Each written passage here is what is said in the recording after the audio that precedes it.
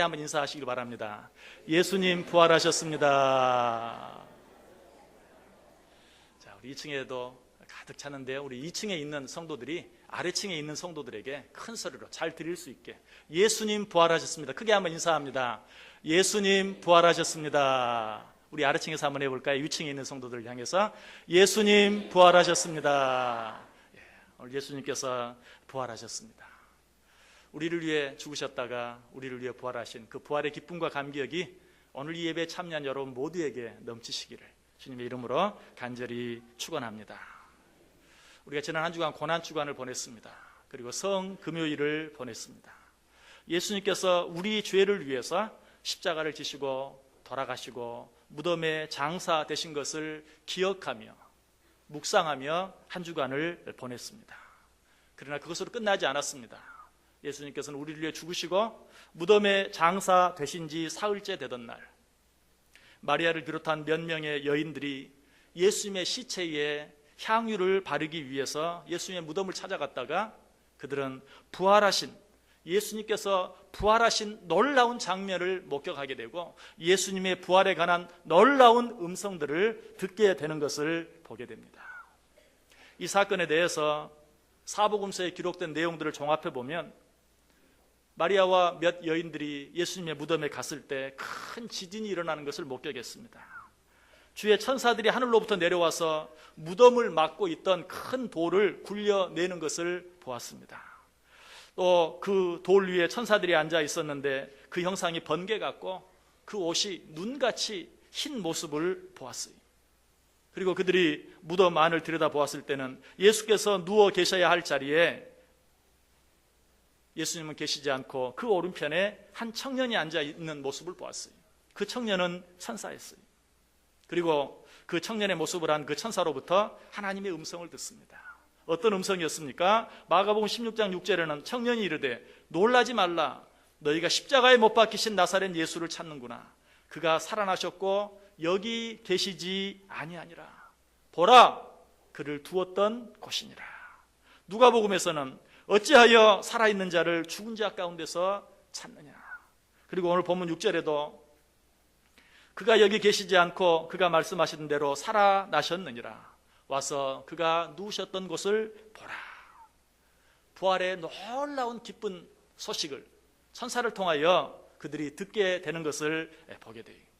이 외에도 마리아와 몇 여인들이 예수님의 시체의 향유를 바르기 위해서 갔다가 그 부활의 놀라운 현장을 목격하고 천사를 통해서 들은 여러 가지 많은 음성들이 더 많이 있어요. 그러나 이런 내용들을 여러분들이 우리가 다시 한번 읽으면서 여러분 어떻게 생각합니까? 너무나 잘 아는 내용, 너무나 익숙한 내용, 아니면 오늘 예배에 참석하면서 그럴 줄 알았다, 부활절에 전할 수 있는 말씀이 그것 외에 또 무엇이 있겠느냐. 사실 이런 절기가 되면 하나님의 말씀을 전하는 것이 쉽지 않음을 느낄 때도 많이 있어요. 왜? 절기는 해년마다 계속 반복되어지는데 어떻게 날마다 새로운 말씀을 전할 수 있겠어요? 그래서 말씀을 전하는 목사로서도 부담이 될 때도 없지 않아 있어요. 그러나 사실 어쩌면 그것은 핑계일지도 몰라요. 똑같은 말씀이라 할지라도, 똑같은 말씀을 똑같이 전한다 할지라도 그 속에 날마다 다른 그런 은혜와 감격이 있을 뿐만 아니라 짧은 말씀이라 할지라도 그 안에 우리가 미처 생각하지 못하고 지나가는 그런 내용들이 너무나 많이 있다는 사실, 그러한 것들을 우리가 찾아내고 그러한 것들을 통해서 은혜 받기 위해서 우리는 더 많이 애쓰고 노력할 필요가 있어요. 자, 그렇다면 오늘 본문 가운데서 우리가 너무나 익숙하게 잘 알고 있는 그런 많은 내용들 가운데서도 그렇게 수없이 듣고 또 묵상하는 가운데서도 생각하지 못하고 자주 지나가 버리는 그런 내용이 있다면 어떤 내용일까요? 저는 오늘 7절에 있는 말씀을 다시 한번 소개하고 함께 나누기를 원해요. 7절 말씀 보세요. 또 빨리 가서 그의 제자들에게 이르되 그가 죽은 자 가운데서 살아나셨고 너희보다 먼저 갈릴리로 가시나니 거기서 너희가 배우리라 하라. 보라, 내가 너희에게 일렀느니라 하거늘. 여기서 천사가 예수님을 찾아온 자들을 향해서 뭐라고 말합니까? 지금 너희들이 갈릴리로 돌아가면 거기서 예수님을 다시 볼 수 있게 될 것이다. 예수님 여기 계시지 않는다. 예수님은 다시 살아나셨다. 너희가 예수를 보기를 원하느냐? 다시 갈릴리로 가라. 너희는 빨리 가서 예수님이 돌아가셨다고 슬퍼하고 있는 제자들에게 전해라. 뭐라고? 예수님이 살아나셨다고. 그리고 너희들이 갈릴리로 가면 그 부활하신 예수 그리스도를 다시 만나게 될 것이라고 빨리 가서 전하라 라고 말씀하고 있는 것을 보게 돼요. 물론 이 말씀은 전혀 이상할 것이 없는 너무나 평범한, 예수님이 부활하셨기 때문에 부활한 것을 알지 못하고 슬퍼하고 있는 자들에게 찾아가서 예수님이 부활하셨다고 전하라고, 그리고 그 부활하신 예수 그리스도께서 갈릴리에 계시니 갈릴리로 가서 그 예수 그리스도를, 부활하신 예수 그리스도를 만나라고 말하는 것은 너무 당연해요. 그러나 이 말씀을 자세히 보면 그저 단순히 부활하신 예수 그리스도를 다시 만나기 위해서 갈릴리로 가라는 것 외에도 더 깊은 뜻이 있는 것을 우리가 알게 돼요. 단순히 그렇게만 생각하기에는 정말 이 말씀을 너무나 힘주어서 강조하고 있는, 또 반복하고 있는 것을 보게 돼요. 먼저 이 말씀을 여인들에게 전하면서 뭐라고 말합니까? 너희는 빨리 가라. 너희는 빨리 가라. 무슨 말이에요? 지금 내가 너희들에게 전하라고 한 이 말은 너무나도 급하고 너무나도 중요한 내용이다. 그러니 너희는 빨리 가서 이 말을 전하라. 또 그 부분에 뭐라고 말합니까? 갈릴리로 가라. 거기서 너희가 부활하신 예수를 볼 것이다 라고 말한 후에 뭐라고 말하죠? 내가 너희에게 일렀느니라. 무슨 뜻이죠? 나는 분명히 얘기했다. 나는 분명히 너희들에게 이야기했다. 너희들이 전하지 아니하면 너희들이 그 책임을 져야 될 것이요, 이 전한 소식을 듣고도 반응하지 아니하면 그들에게 책임이 있을 것이다. 나는 너희들에게 분명히 말했다라고 힘주어서 이야기하고 있는 것을 보게 돼요. 이 말을 듣고 마리아를 비롯한 여인들은 어떻게 합니까? 그 천사가 시킨 대로 빨리 달려갑니다. 그리고 그 천사가 전하라고 한 그 내용들을 전합니다. 8절 보세요. 그 여자들이 무서움과 큰 기쁨으로 빨리 무덤을 떠나 제자들에게 알리려고 다름질할세. 자, 그런데 그들이 천사의 음성을 듣고 달려가는 중에 또 어떤 일이 일어납니까? 이번에는 부활하신 예수님이 직접 그들 앞에 나타납니다. 그리고 또 한 번 이야기합니다. 10절 보세요. 이에 예수께서 이르시되 무서워하지 말고 가서 내 형제들에게 갈릴리로 가라 하라. 거기서 나를 보리라 하시니라. 똑같은 내용을 한 번 더 얘기. 이미 예수님께서 부활하신 그 현장, 빈 무덤에서 천사가 분명히 이야기했어요. 예수님 여기 계시지 않는다. 살아나셨다. 부활하셨다. 그는 지금 갈릴리로 가셨다. 너희도 그를 보기로 원한다면 갈릴리로 가라. 그런데 그 소식을 전하기 위해서 정신없이 달려가고 있는 이 여인들에게 예수님이 직접 또 한 번 나타나셔서 똑같은 말씀을 한 번 더 하고 있어요. 가서 내 형제들에게 갈릴리로 가라 하라. 거기서 나를 보리라 하시니라. 도대체 제자들이 갈릴리로 가는 것이 뭐가 그렇게 중요해서 이렇게 몇 번씩 반복해서, 아니 그들이 머뭇머뭇하고 있다면 예수님이 다시 한번 나타나셔서 빨리 가서 전해라 라고 한 번 더 말할 필요가 있지만, 정말 그 말씀대로 빨리 달려가서 그 말씀을 전하기 위해서 가고 있는데 예수님이 또 나타나셔서 오히려 한 번 더 시간이 지체될 뿐이죠.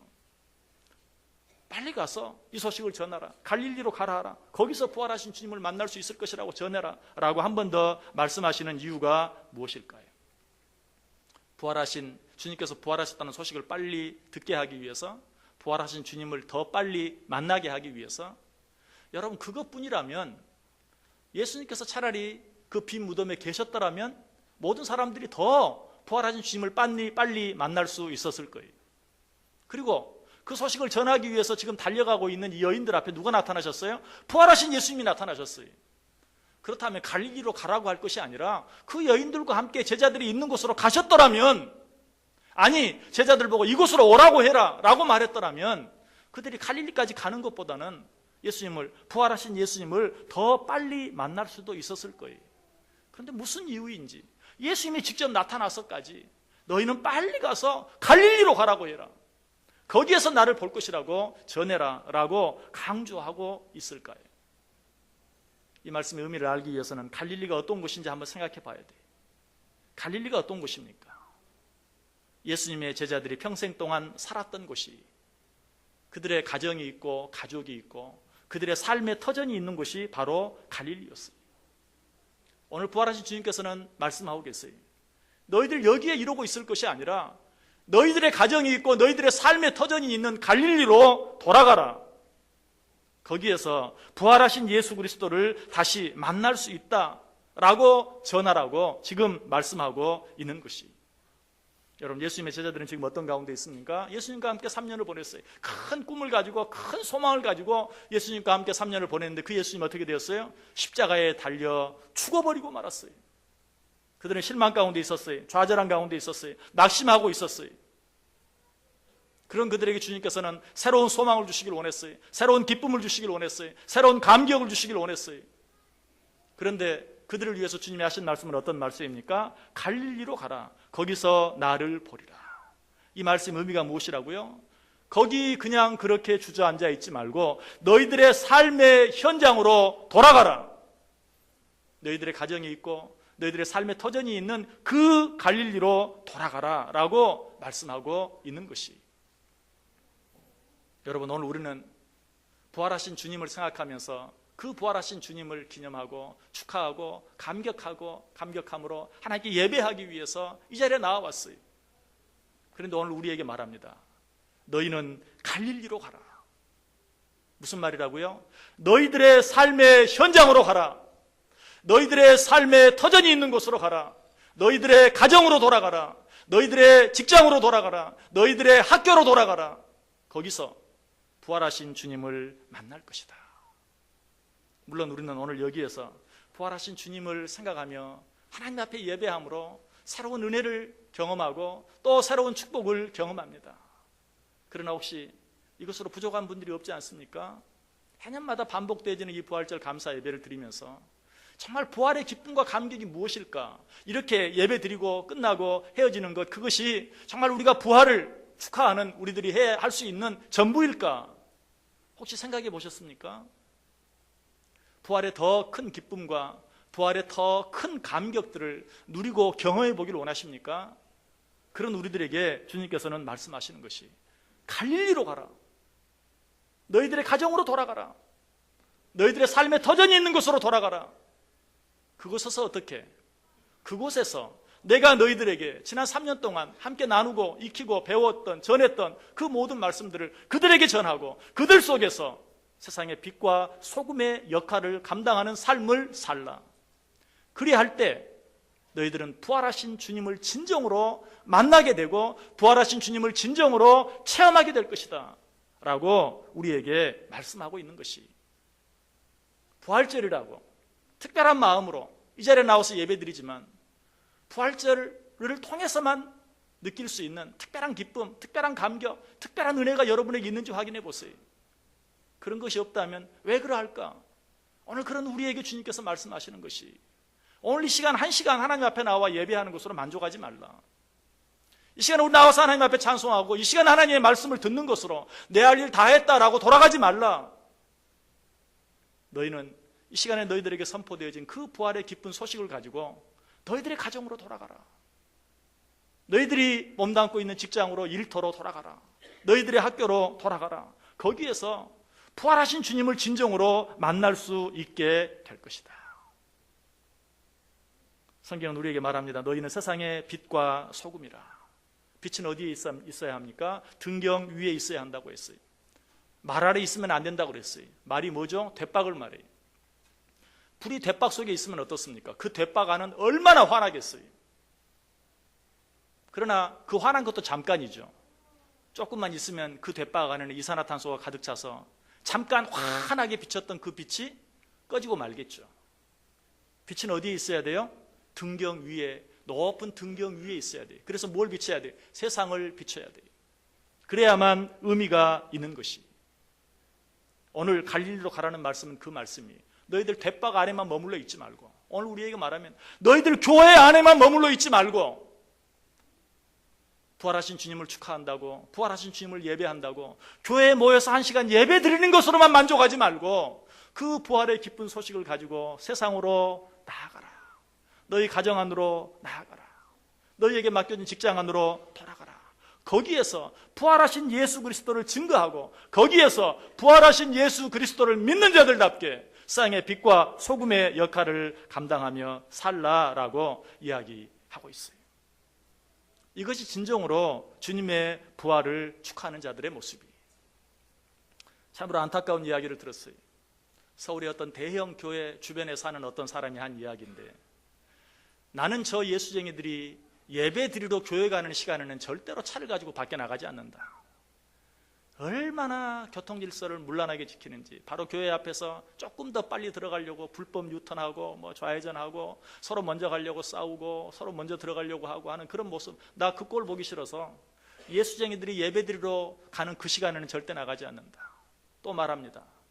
예수쟁이들이 교회에서 예배 드리고 나오는 시간에는 절대 시장 가지 않는다.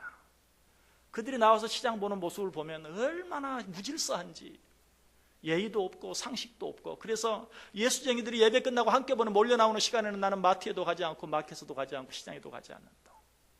얼마나 아픈 이야기인지 몰라요. 구태여 거기까지 얘기할 필요가 없어요.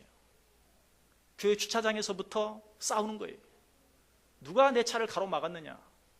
이렇게 가로막으려면 다른 데 세워놓지 빨리 가지도 않을 거면서 왜 차를 가로막고 세워놨느냐. 거기서부터 싸움이 시작되는 이런 안타까운 모습들을 우리가 정말 친히 보고 경험해요. 여러분, 이런 태도로는 부활하신 주님, 그 주님을 진정으로 만날 수 없다는 것이, 부활하신 주님으로 인한 기쁨과 감격을 누릴 수 없다는 것이, 그런 우리들에게 오늘 말씀하시는 것이 뭐라고? 갈릴리로 가라. 너희들의 삶의 현장으로 돌아가라. 너희들의 가정에 가서 부활하신 예수님을 믿는 자들답게 빛과 소금의 역할을 감당하라. 너희들이 일하는 직장으로 돌아가서, 일터로 돌아가서, 너희들이 공부하는 학교로 돌아가서 거기에서 그리스도인으로서의 삶을 살아가라 라고 우리에게 부탁하고 있는 것이, 우리는 어떤 자들입니까? 성도입니다. 거룩한 자들입니다. 우리들이 하는 일은 어떤 일입니까? 모든 일이 성직입니다. 왜? 성도들이 하는 일이기 때문에. 목사만 성직자가 아니고 우리 모두가 성직자인 것입니다. 성도들은 참 이상해. 목사가 뭘 잘못하면 성직자가 잘못한다고 손가락질해. 그런데 목사가 좀 특별한 권리를 주장하려고 하면 만인 제사장 시대에 왜 당신만 그 권리를 주장합니까? 라고 또 말해. 맞는 말이에요. 만인 제사장 시대에 베드로전서 2장 9절에 말합니다. 너희는 택하신 족속이요 왕같은 제사장들이요 거룩한 나라요 그의 소유가 된 백성이니 이는 너희를 어두운 데서 불러내어 그의 기이한 빛에 들어가게 하신 이의 아름다운 덕을 선포하게 하려 하심이라. 하나님께서 우리 모두를 만인 제사장으로 세워주셨어요. 그렇게 하신 이유가 무엇이라고요? 그리스도의 아름다운 덕을 온 세상에 전파하기 위해서. 성직자로서의 삶은 목사만 살면 되는 것이 아니라 성도된, 예수 그리스도를 믿음으로 거룩한 백성된 우리 온 성도들이, 만인 제사장된 우리 온 성도들이 세상에 나아가서 그리스도의 덕을 드러내고 세상에 나아가서 빛과 소금의 역할을 감당하며 살 수 있어야 된다는 것이, 여러분, 하나님의 말씀을 열심히 읽고 열심히 듣고 열심히 배우며 신앙생활하고 있습니까? 할 수 있는 대로 모든 예배에 빠지지 않고 열심히 참석하면서 신앙생활하고 있습니까?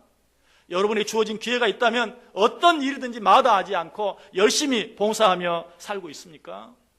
참 잘하셨습니다. 앞으로 계속 그렇게 하시고 더 잘 하시길 바랍니다. 그러나 거기에서 그쳐서는 안 됩니다. 그렇게 하고 있는 우리들에게 주님께서 말씀하세요. 부활하신 주님을 만나길 원하느냐?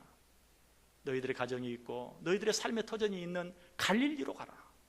거기에서 너희가 너희를 위해 죽으셨다가 너희를 위해 부활하신 예수 그리스도를 만나게 될 것이다. 여러분, 이 예배는 시작입니다.